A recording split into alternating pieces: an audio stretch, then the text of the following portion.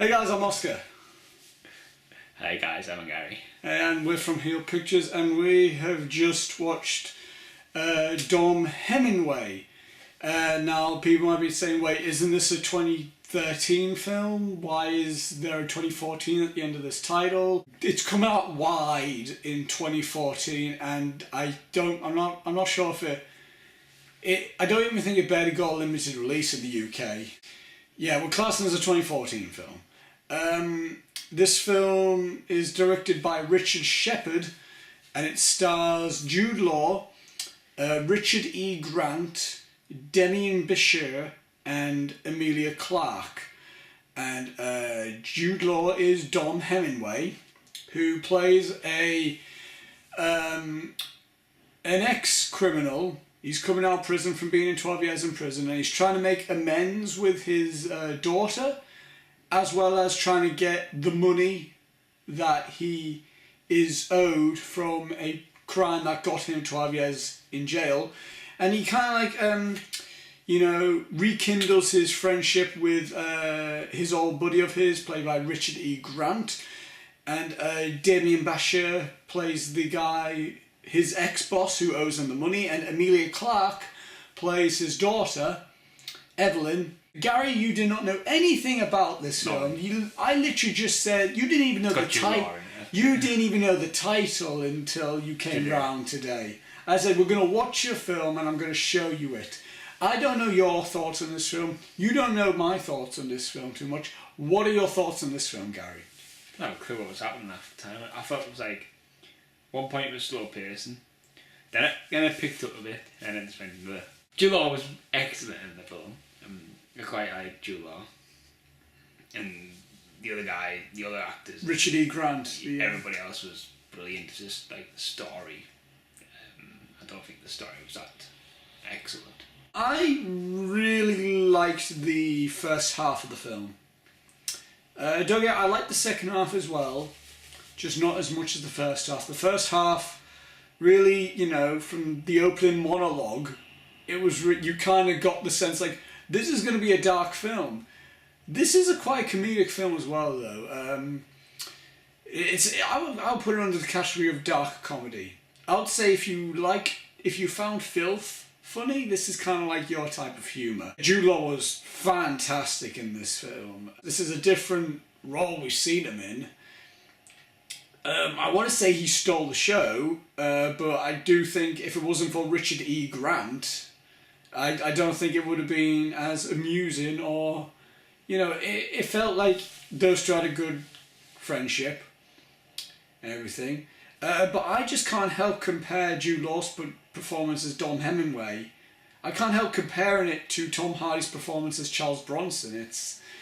Again, I hate comparing films, because you should judge a film on its own. If you haven't seen Bronson and then you saw this film, you might think more of Jude Law's performance. You might think this is like such a groundbreaking performance and so amazing. Considering we are both big fans of Bronson and we had both seen Bronson before going in this film, I don't think the performance is as mind-blowing, because we've seen it by Tom Hardy and he gave in my opinion, his best performance in Bronson. But that doesn't change the fact that Jude Law gave a amazing performance.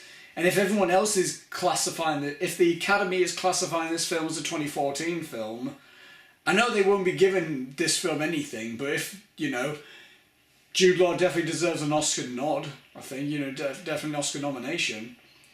And for Best Lead Actor, because, his performance is, it's brilliant, it's funny, it's dark, and you kind of get behind the character. Again, Richard E. Grant is funny, as Dickie. He was great. He wasn't just a stupid little sidekick to Jude Law. He was actually a really cool character. Demian Bichir was cool, I thought. He wasn't bad. He was alright. And Emilia Clarke, I thought she was good as his daughter. She was billed because she's in Game of Thrones. To be fair, I don't think she really is that. She's not in it a lot. I think the acting overall is great. I think the acting is more superior to Bronson. Again, I hate comparing it. I mean, Tom Hardy. If you think in Bronson, Tom Hardy was amazing, and the rest of the cast was okay. They were good, good. In this film, most of the cast was really good. I wasn't a fan of the guy who played Lester though. I thought he was all right to start with. I don't know. He kind of came off cheesy and hamming it up a bit. When we saw him in the club and he was... I don't know, there was something about him. I thought it was like, thinking about the first scene we've seen, I thought it was like a yob. Yeah. Then we've seen another scene with him in. He was like all just really smart and stuff like that. He looked like a hipster, essentially, yeah. It's weird. Let's talk a bit more about the technical side of things. Richard Shepard's direction I thought was really good. I don't think it was a standout directing. I don't think it was like...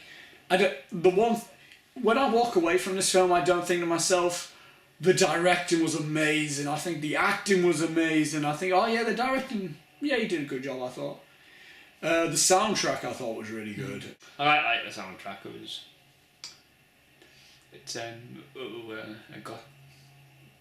It was kind of again it was kind of like Bronson-ish, like kind of techno-y at some points. Yeah. I'm digging that type of music in films these days. I mean, I like it. I mean, like that. If it fits the film, then use it. I mean, because I think some films they feel like they just have to use just the traditional type of music, like violins and trumpets, or stuff like I think too many composers think that's like, oh yeah, we need to do something like John Williams or Hans Zimmer, but it's like, it's like Cliff Martinez has kind of proved it, with his drive, with working with Nicholas Winding Refn, so like, hey, you can do techno and it can still be cool, and I like that style of music in films. It gives an interesting vibe to the film and everything. Nothing standing out really, but I thought the editing was cool. Cinematography, again, similar thing with editing for me at least. I thought it was, it was fine. It was cool. There was some shots I thought looked like were really like, wow, that's cool. Like yes. Don't really want to spoil it, but it involves a car. Yeah. That one that looked really cool. I was really shocked. I was like, yeah, like you follow Dom. And like they had a little bit of a humour with the hand. Yeah. Again, there was a lot of funny moments in this, and I think like the first half of the film was really going for that really dark and brutal Bronson type of tone, and that really dark, brutal British, underground, gritty type tone. And then the second half kind of got a bit more traditional drama. Yeah. Like, I mean, the first half was like that moment where you just like, I mean, the opening monologue is like, wow, that's pretty, not child friendly. Not very nice. And then this scene where he just comes out and just absolutely punches that, like nuts the guy, knees him in the nuts, and then he starts like just like proper punch. The sound effect on that and the way that was the camera was positioned to look like he was, I was like, oh, that's brutal. I was like, and then they had a little bit more humour in it. I'm glad it's not. This film was not solely dark, gruesome, dark. It was like, I laughed at that part. It's like Bronson, but Bronson was a lot more dark. It was not really. A bit more light on it. Yeah, I mean, it's like the way that Dom just had like ordinary chit chat with like Dickie or just a few guys. It's like, that's amusing, and it felt natural, the comedy. It didn't feel like, oh look, we're trying to be funny. It felt like I can imagine someone saying that. And I really did like the British setting. Yeah. I'm really happy that it seems like, that we have some really cool films that aren't just the Football Factory. They're not just yobs fighting or anything like that. Yeah. They're actually good, like well told films. Dead Man's Shoes is another one I can think of. Bronson, this, Filth, like some really good British cinema coming out, and I'm really happy about that. Yeah. Trance. What were your opinions on the way it ended?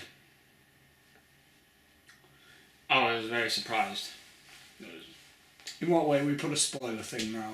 In what way were you surprised? Where you flip the ring. I was like, oh, that's nice. Didn't think of that. I know, like, she owned him money. Yeah. But it's like, once the ring got shut, wow. It was... Yeah. The ending, it's like the ending was cool. It's like, it wasn't like, I don't know, I was happy the way it concluded. And he got his own, he got his daughter. Yeah, he's got his daughter to trust him again and everything. I was happy. It's like, I'm happy that was a happy ending. Because I don't mind doom and gloom movies. I don't mind that. But I like a bit of happiness in my life when you pull me through all this, like this brutality and everything. Richard E. Grant was really funny, I thought, as a Dickie.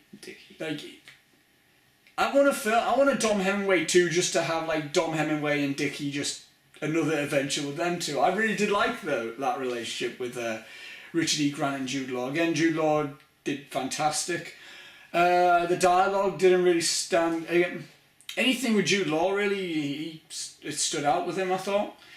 But again, every time he cursed, I just thought to myself, like, it feels like he's channeling his inner Bronson. And again, I don't want to keep comparing this film to Bronson, but it's so much. I feel like if you like Bronson and filth, you would like this film. I feel it's like the first half is really brutal, and the second half. Get emotions. I preferred the first half, not because brutality, just because it felt more like the type of film that I like. The second half of the film kind of felt I don't want to say slow down, because it didn't for me. For you, it's first half. I think the second half was a bit slow down. Did you? For me, it wasn't. I'm not sure. The second half was just kind of, I don't want to say generic.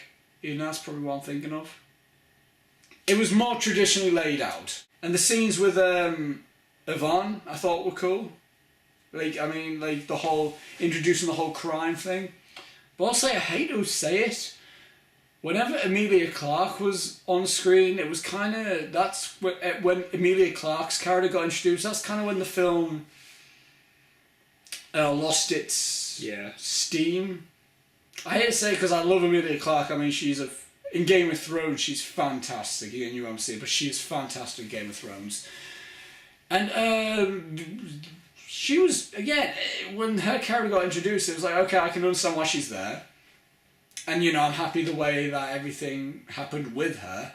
But it was just like, I just kind of want to see Jude Law just do his thing. What's your overall rating for Dom Hemingway? Thumbs in the middle? Yeah. I'm giving it a thumbs up.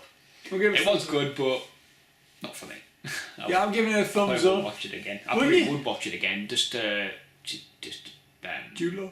Just have a little grasp of the story. Yeah, I'm giving it a thumbs up just because solely I dig that style of British filming, and again, Jude Law gave a fantastic performance. One of the best performances of this year so far, in my opinion. Of this year, alright. Not of all time. I want to say not of the Jude Law career. I would say. This is his best performance I've seen him give, in my opinion. Really, you prefer him as John Watson? I think. It might just because I love the type of that type of character. As I said, if you like Bronson or Filth or both of them, you would like this film. I would say. I mean, I'll at least recommend it. If you like those films, it's at least worth a watch if you like Bronson or if you Filth. like British flicks.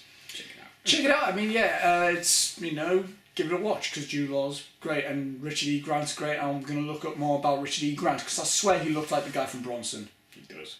Anyway, guys, thanks for watching. And he gave a thumbs in the middle. I gave a thumbs up. This is probably my second favourite film of the year. Links down below for Twitter and Facebook. Anyway, till next time, guys. We shall see you later.